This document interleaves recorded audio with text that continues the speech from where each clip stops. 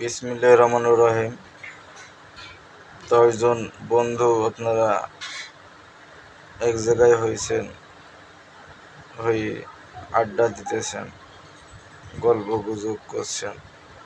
তার মাঝে 2 জন বন্ধু বা একজন বন্ধু অনুপস্থিত আসেনি, কিংবা আপনারা অধিক আরও বন্ধু থাকতে পারে, তার ভিতরে একজন মিস্টেক আসে নাই।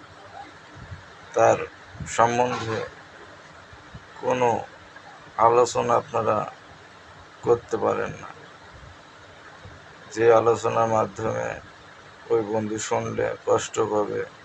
খারাপ কোনো কিছু মন্তব্য আপনারা করছেন তার বিপক্ষে, যেটা শুনলে ওই বন্ধু কষ্ট পাইতে পারে বা কষ্ট পাবে। এরম ধরনের কোনো আলোচনা যদি আপনারা করেন, এটা নিশ্চিত রূপে গীবত হয়ে যাবে। এই গীবত হলো সবথেকে একটা বড় পাপ। আল্লাহ তাআলা আমাদের সবাইকে সহি বুঝ দান করুন।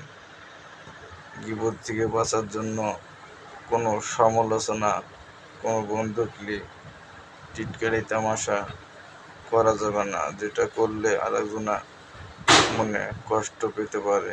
সেমন ধরনের কাজ করাটা ঠিক না।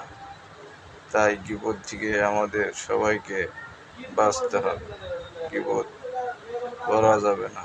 আল্লাহ তাআলা আমাদের সবাইকে হেদায়েত দান করুন, সবাই যেন গীবত থেকে বাঁচতে পারে।